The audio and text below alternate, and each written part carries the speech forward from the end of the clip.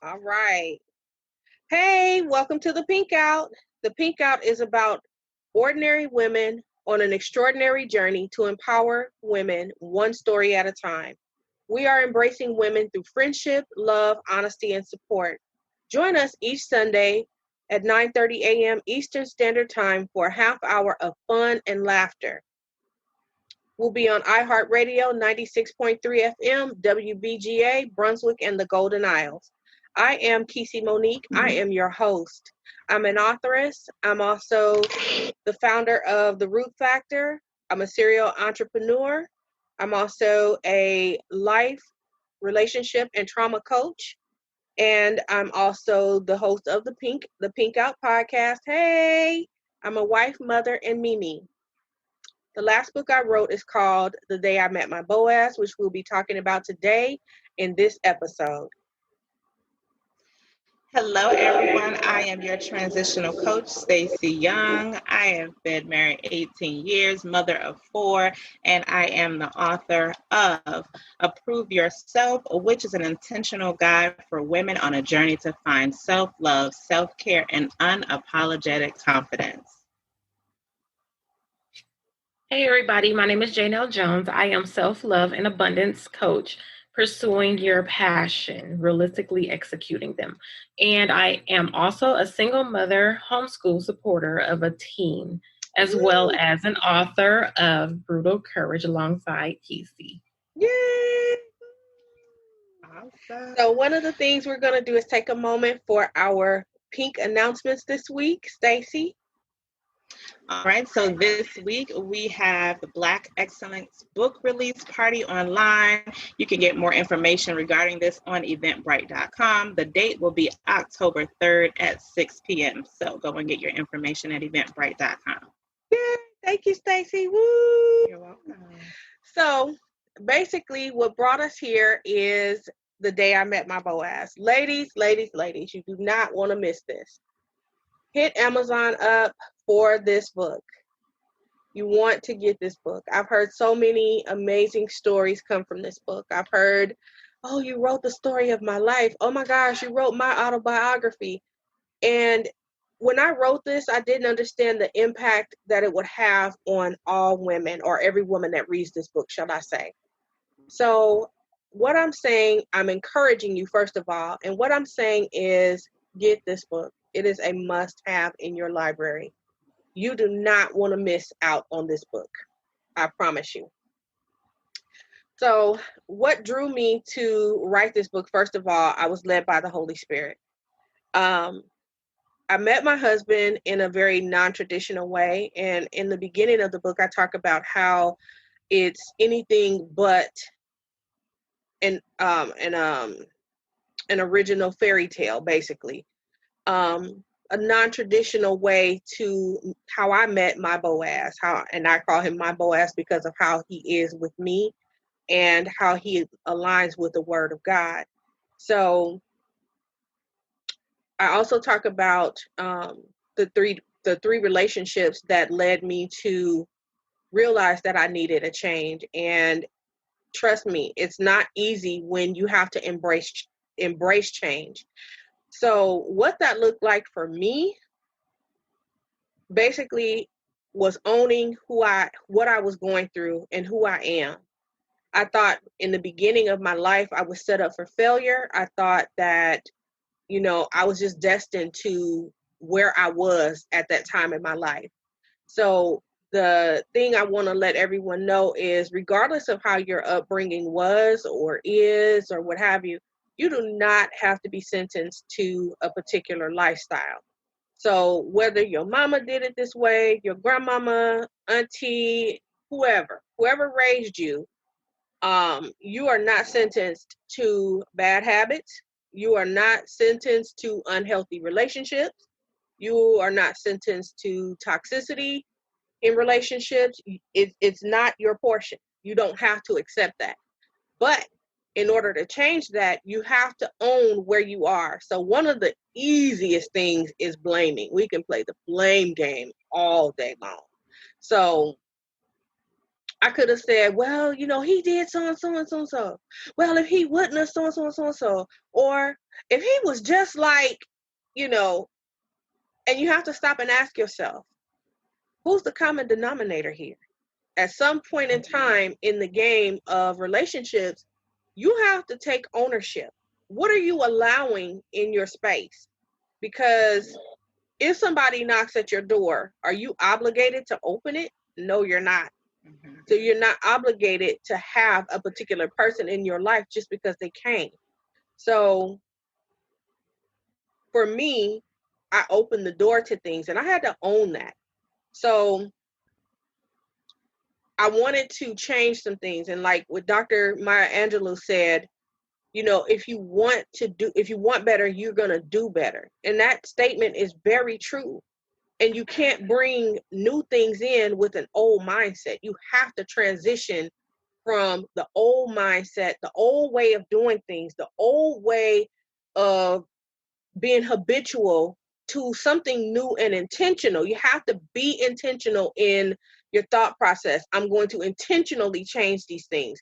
Now, that's what it looked like for me. Now, for the next person, it may look slightly different. I'm not saying that my way is 100% the right way, but if you want my formula, this is what I did. So, and I have it all listed out in the book. So you got to get the book so you can know all the details. Oh my gosh. And trust me, I've read the book. My husband has even read the book.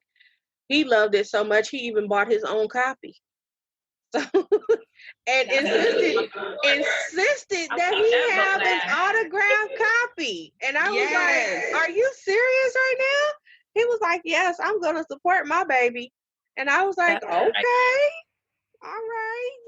So it came and I autographed it for him and he loved it. He loved it. He said, I'm going to read it again. So I said, okay. And I was amazed that he would even say that to me. I didn't think being that he has access to my computer and all my files and stuff, and he can just open it at any given time. So I didn't think much of it when I first, told him about it or whatever. But when he said he wanted to buy his own copy, I was like, dude, you are amazing. You rock. You rock. So,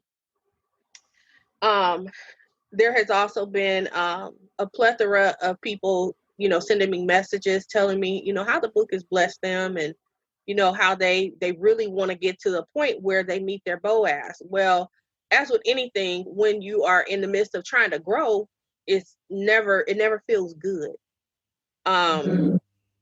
If you've been doing something for so long and trying to break that monotony and change up the way things are happening, you are going to experience some knots in that change, some bumps in the road, shall I say.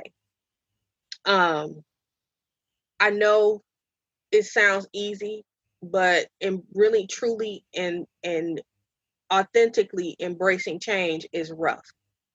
So if you're not a creature of change and you can't adapt to any environment, if you're not a chameleon, shall I say, it's going to be rough. It's going to be rough, but it's going to be worth it. But be ready. Get your tissue, get your water, your soda pop, get your girlfriends, get your stuff, get your supplies so you can get it out. You got some digging to do, And sometimes we don't like digging up those dirty old things, and because they hurt and they bring back hurt and we don't want to remember. But it's not about remembering. As for me, the journey was not so much as to get a man as much as it was about healing. And one of the things I know is that the Bible talks about there's safety in a multitude of counselors. Yeah. And so if that's what your portion is, go for it. Get with somebody who can help you get that stuff out. Don't go half-heartedly. I hate to say this. I hate to say this, and this is no pun towards pastors, but I do not support going to counseling with the pastor. I've done that before, and my story got published in the church. Didn't use my name, but I know it was me. Right. And it So, was Kiki, not, I have a question. yes. I have a question for you. You say not to go to the pastor, make sure you go to a counselor. What would you say? What would you advise the young ladies that are literally stuck in that transitional phase? And that transitional phase is, yes, they are becoming aware that they need to get out of these damaging relationships, Right. but how do I? And then we're all brown girls, right? Right. Our backgrounds don't allow us, we weren't taught to go and seek that help. Right. Yes. What would you say was your pivot point, breaking point for you to go? And how would you advise other ladies that are struggling that kind of know that they should? Okay. What would you advise them how to even enter that journey of Okay. beginning? So for me, I always look at where am I going wrong? And I embrace that as hard as it may be. For me, I don't like a lot of emotional pain. I feel like I've been through enough for everybody in the world, honest to God. However, I know other people are hurting in areas that I probably will never be able to emotionally touch. But for me, the first thing was owning it, owning where I've allowed things to happen because of me being the common denominator. So, um, I spoke to a lady today and I was explaining to her about the poltergeist. And basically, on that part of the movie where those bodies washed up from all that water from the rain and the flood, um, it's like digging up all of that stuff. Those, those,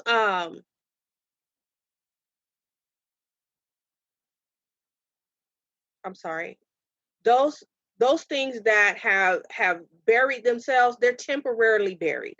And so we have to deal with those things or they're going to keep showing their heads. So for a young lady who is stuck in that situation, the first thing is to own it. The second thing is to know that we have a right to be weak. We're taught, oh, be strong. It's okay. I mean, don't cry. Don't you dare show emotion. Don't you, you know what I'm saying? And it's true in certain elements because people will prey on your weakness. But Yeah. if you're in a situation where you have to figure out how am I going to get through this? How am I going to deal with this? Use that time to say, I'm going to cry out to God. His strength is made perfect in our weakness. And I wish I could really like dig deep into that, but that's a coaching session, y'all. So if y'all need some coaching in that, definitely No, hit I me up on love that. the fact that you're very transparent. I love the fact that you were very transparent, and I love the fact that you said it's okay to be weak. It is Yes. okay. That Now just I'm not really saying just resonates go with me. around just, Oh doing the yeah, I love Let it Lucy all thing hang and out. Yeah. just I'm not saying that. I ain't saying that, but I'm saying, to a person that's safe, that Yes. you can honestly trust with your emotions, it's okay. And you have to know that you cannot trust everybody. Everybody's not a safe place. Because you're going to have those people that speak that hate. You're going to have those that show their heads with jealousy. Those are issues you got to dig out. So once you deal with that stuff, you can bury it for once and for all. I have a question for you, yeah. Kesey. Yes. So I heard you say, you need to own it, like dig up some things. We don't like to bring up the old stuff. Right. Remember Martin episodes? He's like, why you always bringing up old stuff? Yes. You know, but we gotta That's my bring up boy the old there. I stuff. love me some That. Martin. Love it. So, in bringing up that old stuff and acknowledging like your part in it, um, expound on own it, because we get that. That's our language. We Right. know what it's like to own it. But for this person that has never been put in a situation to own something, how can you Yes. explain that to this young girl that thinks she does everything right? So Thank you, Stacey, basically, for that question. yes. So basically what I would say to a young lady is accept the responsibility where you have said, okay, or you didn't say, no, I don't want this. Because there's times when, and I've experienced this myself, where a gentleman has approached me and wanted to be in a relationship, and we're in this relationship, but I never said, stop, this ain't for me. when I got a mouth, just like the next person, I can say no just like anyone else. What I also learned in that owning it, accepting responsibility, I'm in control of my life. I have to say what I am going to allow and what I'm not going to allow. Draw a boundary, say you cannot step over this. I will not allow you to. And don't be afraid to lose in the process. So what I mean by that is if that person walks away from you, it is what it is. It is what it is, and you got to let it be. Exactly. Life keep going. Yes. That's it. Yes. That's good. I have another question. Okay. So in this old stuff, I heard you say that your husband, read the book and wanted to read it again. Now, with bringing up this old stuff and him reading it, was there any type of, and I know you probably had an open relationship before where he knew about, Mr. Yes. Oblivion, right? Yep. So was there anything that maybe came up and kind of rubbed raw, or was it like, we need to talk about that again? Nope. Like, was it one of those situations with your Boaz where it was like uncomfortable after reading and discussing it? Nope, not at all. He was very open to embracing that I had a past before him. I know that's difficult for some, and what I would suggest is just proceed with caution. If your guy can't handle what happened in your past, in fact, it made him feel closer to me to see that there was trauma there, and he literally made it his business to love me past all of that pain. That's good. Yes. All right, y'all. This is getting deep. It's good, but it's time to change this up just a little bit and let's have some fun. Okay, with the pink out, we gotta have some fun now. Woo. All right, so we are throwing a party. Everybody has to bring something that starts with the first letter of their name. What are you all gonna bring? So me, let's see, something that starts with a K. And we have Nicole in the comments. She's bringing nachos. Yes, one time. Yes, Nicole, that's what's up. Oh my goodness. What can I bring that starts with the K? Kool-Aid. Okay, we can do that. We can have some ghetto punch. What flavor now? What flavor? Oh, girl, I bring them all. Grape, orange, mango, kiwi, strawberry. Just mixing everything together. Yes, I can bring some Kool-Aid. Now, what you bringing, Stacy? So I'm vegan, so I've been on this kick with mushrooms. So I make like these vegan scallops out of king oyster mushrooms. So that's what I'm bringing. Okay. Okay. Look, yes. I'm greedy. No, right? I kind of want to try that, and I don't even educate my tongue palate. Oh, gosh. Right. That sounds kind of good. What you bringing, Janelle? I'm going to make something. I just, my first name Jay, last name Jay. I'm going to bring some Joy Pops, lighten it up, get something sweet. Yes. Love it. Yes, some desserts. Mm-hmm. Exactly. Cool. I like that. That's gonna be a cool party. All right, Nicole, with the nachos. Yes, Lord. Okay. So, what about you guys? So tell me something about y'all books. About my book. Yeah. So I went on my own self-care journey. A lot of kind of what you mentioned about finding yourself and owning all past mistakes or triumphs, whatever they are. I went through that where I went through a phase of low self-esteem and all of that. And I had to build Stacy back up. Yes. And I had to learn that the way God made me is okay. And if anybody didn't like it, that's just what it was. So I had to pull from scripture and remember that I am, fearfully and wonderfully made. Yes. And I had to remember that if God approved me, I didn't need approval from no one Nobody else. else. Yeah. So he did it. I'm going to go in every single time I feel a little jab at my self-esteem, and I'm going to go and improve myself. I'm going to put on my red lips, which is my signature thing. Yes. I'm going to put on my red lips. Yep. We see. Over, you know, I love it. It's everywhere. Like, Yes. I'm going to put that on and speak boldly and powerfully over my. You're enough. You're all that and then some. Yes. I even got a T-shirt that says "extra" like guap. I don't play. So Yes. that's what my book is really about. Just like, you know, telling people to build your confidence muscle. It takes time, and you're gonna tear the muscle up and rebuild it. But that's what it's about. Process. Like, really just it's being definitely comfortable. A process. Yes. It's an ongoing process. Yes. Absolutely. And that ties in with the theme of the day I met my Boaz. You have to find you. Ultimately, you have to define you before you can bring someone else into your situation. So if you have a problem with you, how do you want someone else to just say, oh yeah, I love you? Will it be authentic? Right. Will it be something you're ready for? Because I had a problem receiving my husband's love in the beginning. Come on now. I didn't know how to deal with it because I had never had love. Not the love I feel I deserved, or the unconditional love that people say they have for me, but it was always something to it. So here this man is today, and he's like, I just want to love you. Wow. So I want to know why. Well, why?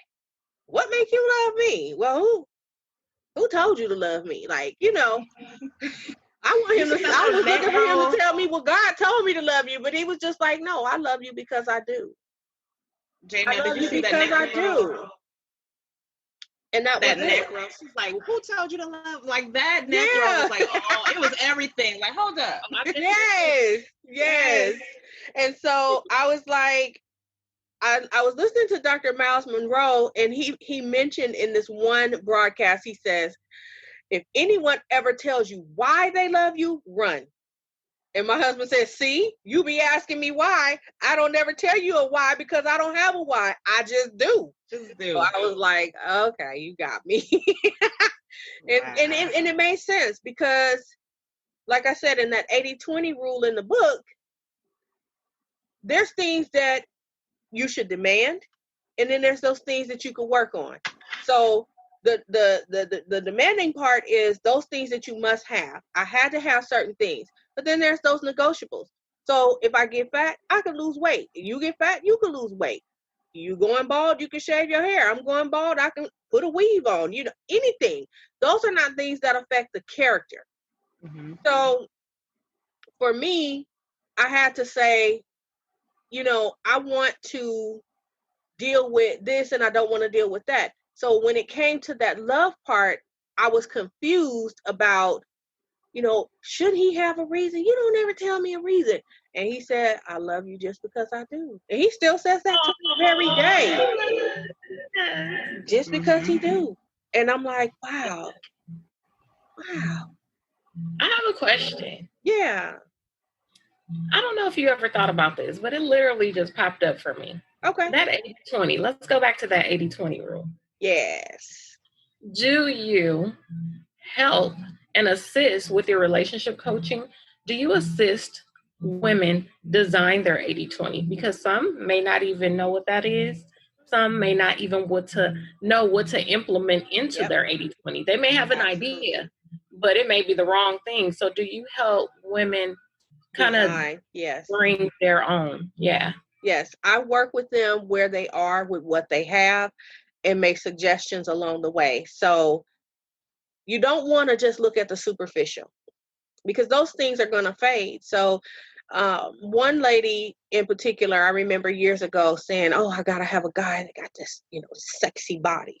Okay, so what happens when the sexy body turns boo-boo pouch in the front, butt sagging in the back, I start drooping? I'm just asking, is he still going to be sexy to you? Mm-hmm. Because that's the reality we live in. We're going to age.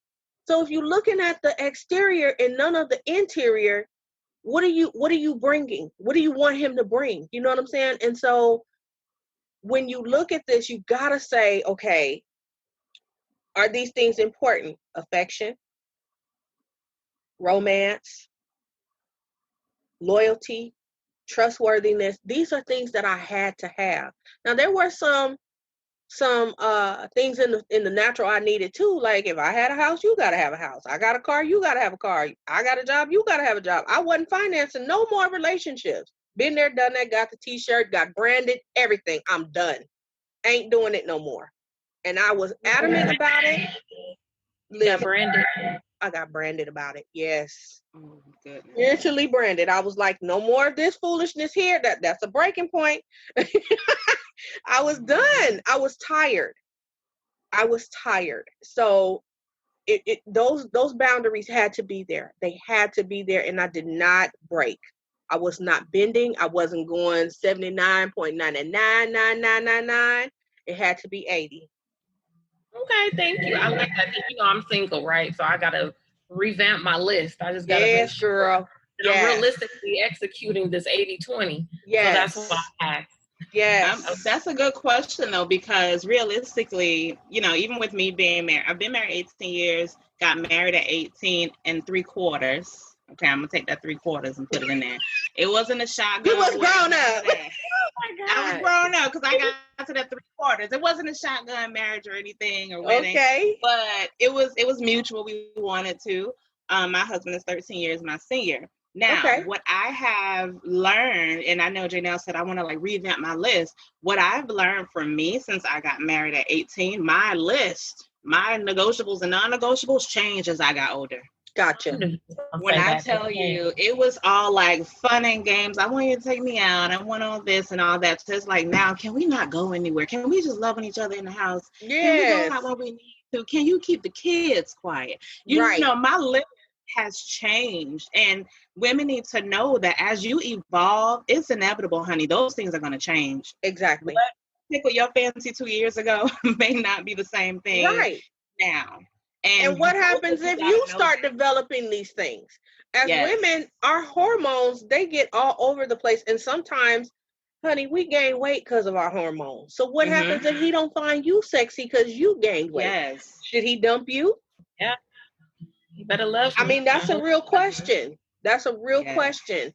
We have to see past the physical, see the heart, especially if it's a gentleman that wants to love us wholeheartedly. And it's not an easy find, but it's there. It's there. Yeah. It's all up to you and what you're willing to deal with, how you're willing to deal with it, and how you're going to process all of this. You know, it's an amazing journey once you get through the process. The process is the part that hurts the most to me. That process. And it's crazy because my analogy of the process, y'all gonna crack up off of this. My analogy of the process is kind of similar to a Thanksgiving dinner. So think about when you go to the store and you buying Thanksgiving dinner. You have these guests coming over, so you already know what you want to prepare. You have an idea, right? Now, say for instance, all the guests are there, they're ready to eat, and you walking through the door with all these bags, and you sit it right on the table, say dinner's ready.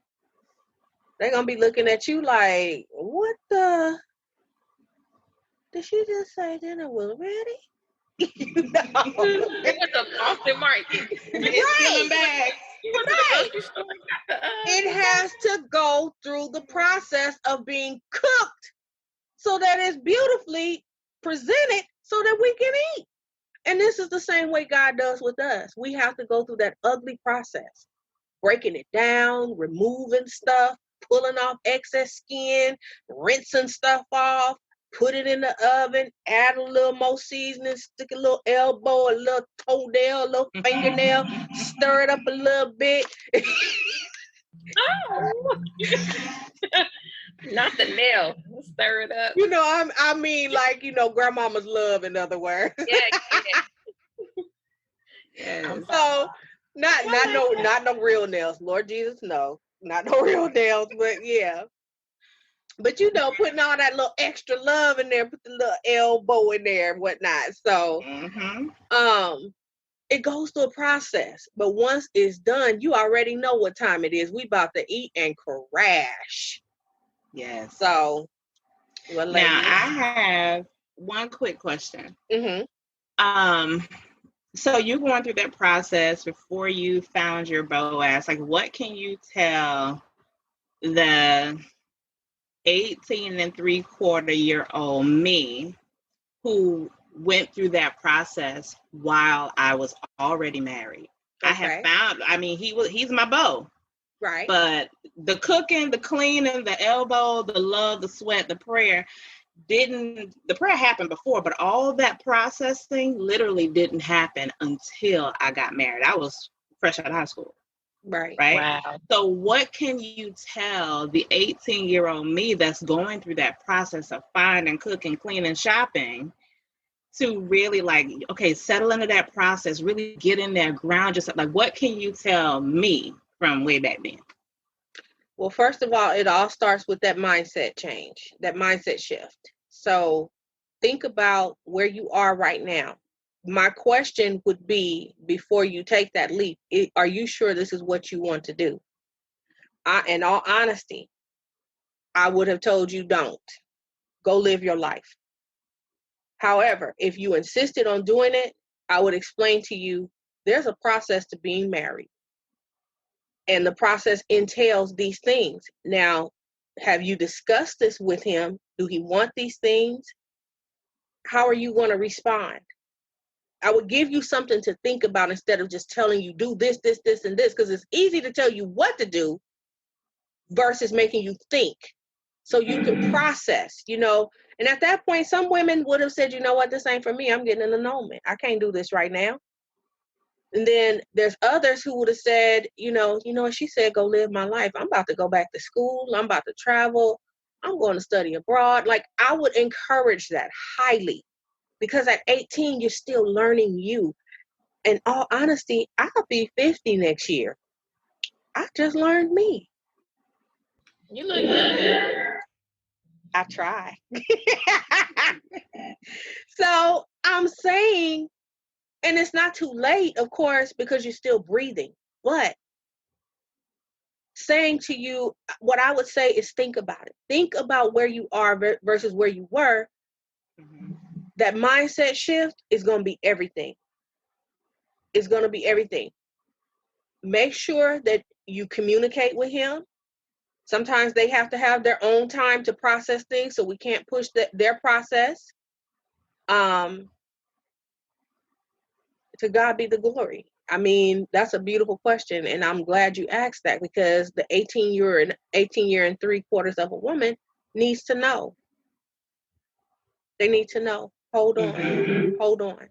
And there are women who have been married the same amount of time as you, got married at that age, and have called it quits because they've grown apart.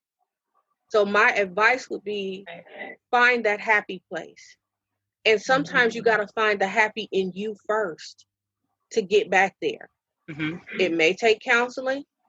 It may be that time to be transparent and just allow yourself to be weak in the arms of a therapist, meaning not their physical arms, but meaning in the comfort of their office, just allowing yourself to break down. Mm-hmm. And be raw and transparent. Don't hold back. If there was, sexual violations, if there was things that happened, along the way to cause you to really fall and stumble, be transparent with those things, because you got to get them out. You got to get them out. It's imperative. So, ladies, that brings us to the close of another episode of The Pink Out. Woo! I have fun with you guys. I hope you're on the next episode. Yes. Thank you for tuning in to The Pink Out, and we will see you next time. Thank you. Bye. Awesome. Bye, guys.